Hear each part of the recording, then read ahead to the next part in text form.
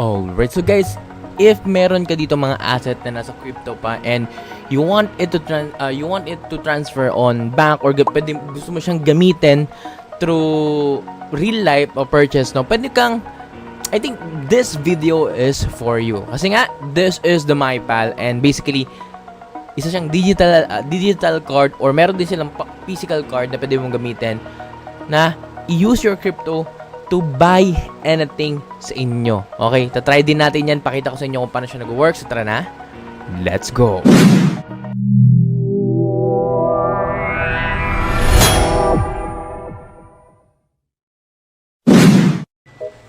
Ayan, alright. So, we are here at MyPal.pro. Sabi ko nga sa inyo guys, if your assets are in crypto, pwede nyo siyang gamitin para makapag-online payments. Itong MyPal, pwede nyo siyang gamitin. And ipapakita ko naman siya sa inyo bandang dulo ng video natin para makita nyo yung real-life usage niya. Okay?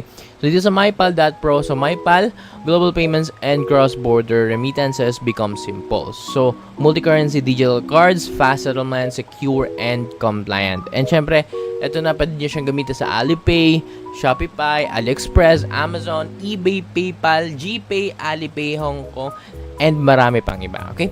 And basically, ito yung service nila, virtual card, pwede nyo siyang gamitin, physical card, delivered in 7 days, worldwide shipping, guys, libre lang naman po yan, nakita ko dun kanina, and international remittance, okay?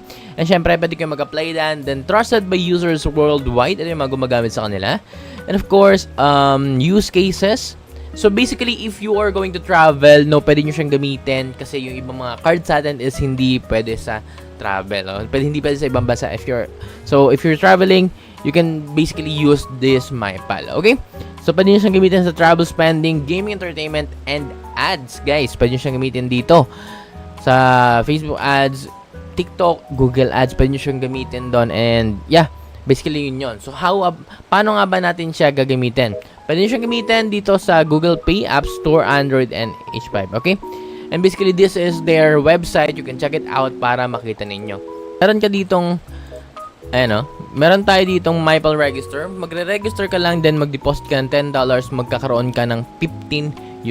So, mag-register ka lang dito, lagyan nyo lang email address nyo, and then acquire ka ng code.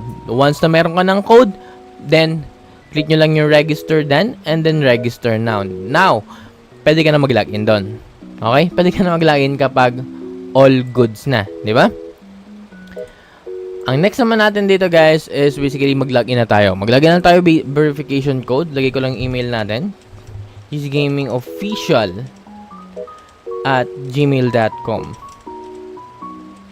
And basically yan yun. cheesegamingofficial@gmail.com. Then acquire lang tayo ng verification code natin kasi yun lang gagawin natin password.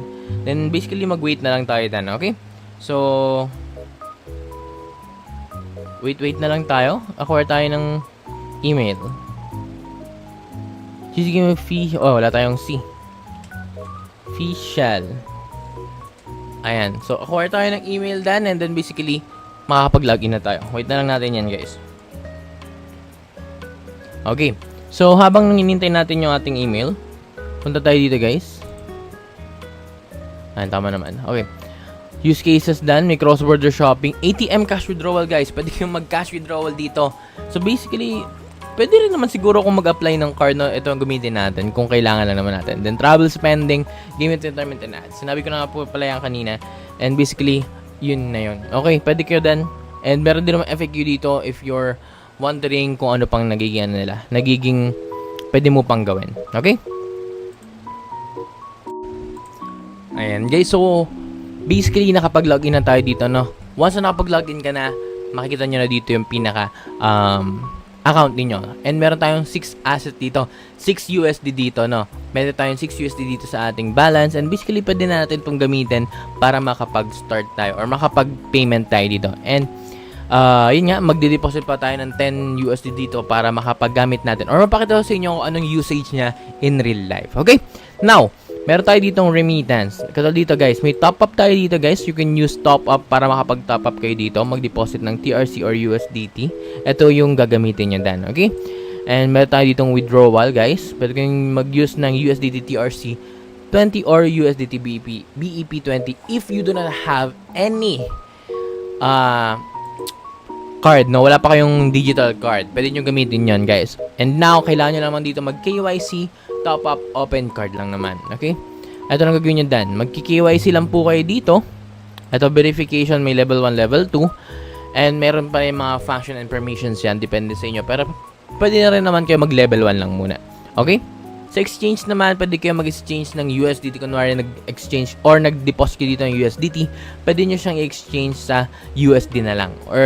Or vice versa naman yan. Tayo sinasabi natin dito na card. Ito guys. Pwede kayo mag-apply ng card dito. Ito yung virtual guys ha. Ito yung virtual. 5 lang siya. So, pwede rin, okay, mag-apply kayo dan. $5 yan, okay? And meron naman tayo dito na hindi siya virtual eh. Meron tayo dito na free. Okay, meron free dito na isang card. Itong card na to. Ito, apply. Ito yung ano, itong physical card. Libre lang yan kapag nasa cellphone yan. Okay? Ito, pwede nyo siyang gamitin sa digital wallets, mainstream e-commerce, advertising placement, cloud service platform, ride-hailing, food delivery, and Food Panda, guys. Pwede nyo siyang gamitin in Food Panda.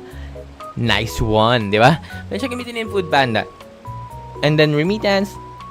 Guys, may remittance din dito. Okay, support 80 plus countries, Asia, Europe. Nandito rin Philippines, guys. Okay? And, kinabahala dan, guys. And basically, ito yung mga usage niya. Okay? May personal din dito, guys. Meron din dyan. And syempre, hindi mawawala dito yung invite, yung referral. Now, paano ka ba dito makapag-referral? Babaan mo natin yan. So, sa referral, earn the most by inviting friends. 60% commission plus 10% simple referral commission. Ito na yung mangyayari dan, guys. Card opening rebate. Ito, yan, mga VIP, guys. And basically, invitation code nyo, ilagay nyo lang dito yan. And, yun, guys, pwede nyo pong gamitin yung akin, my invitation code. At link is in the description box below. So yun na, tara na. Gamitin na natin siya in real life. Nagugutom ako, pwede kong gamitin yan. Tara, let's go! Ayan guys, so papakita ko sa inyo sa MyPal. So pwede natin siyang gamitin. Since nagamit na nga natin siya, meron tayong $16 dito sa ating account. Ito guys.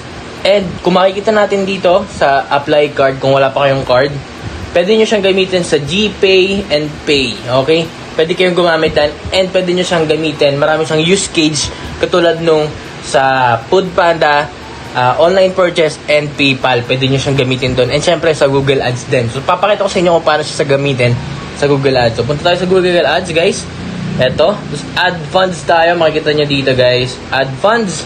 And then gamitin natin tong PayPal. Gagamit tayo ng account natin ng credit or debit card, yung PayPal natin. Add PayPal to Google. Ito, add PayPal tayo. So ito guys, mapupunta na kayo sa PayPal dyan. Ito, makikita nyo yan.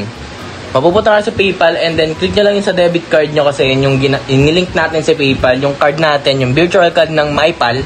So agree na lang natin to. Then saving your info Google and sending you. Tapos, ayan na guys, maintain na natin. Makukuha na dan yung pinaka ayun, na-link na natin. Just continue lang tayo guys. Ito makikita nyo, i-continue natin to. Then review natin yung payment, 600 pesos. Add funds. Then wait na lang tayo ng confirmation. And then guys, ayun o. Payment successful. And kung titingnan natin yung ating MyPal account, makikita natin dito na nabawasan na siya ng $13. PayPal ang ginamit natin. And ginamit natin siya sa ating doon sa ating ads account. Okay. And then guys, so nakikita nyo dito, meron pa tayong natitirang pera dito. So, since nagamit na nga natin siya sa Google Ads, pwede naman natin siyang gamitin sa Food Panda. So, order tayo. So, gagawin nyo lang dito, click nyo itong CCV. Ayan guys, may makikita kayong CCV dyan. And then, click nyo na yan para makita nyo yung information about the account. And syempre, punta na lang kayo kay Food Panda. Then, Panda Pay. Punta kayo Panda Pay. And then, mag-top up kayo using Visa. Ito, Visa. Ito yung account natin. Makita nyo din yung account natin sa Visa. So, kapag di nyo pa nagagawa yan, punta lang kayo dito sa change and then ilagay nyo lang yung credit or debit card nyo. Ilagay nyo lang yung virtual account details ng inyong MyPal.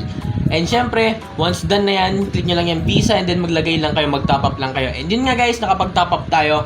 And then, nakapag-order tayo ng food ngayon and dadating na yun, hintayin lang natin siya, then video call tayo, okay? Kuya, Food Panda po? Food Panda po?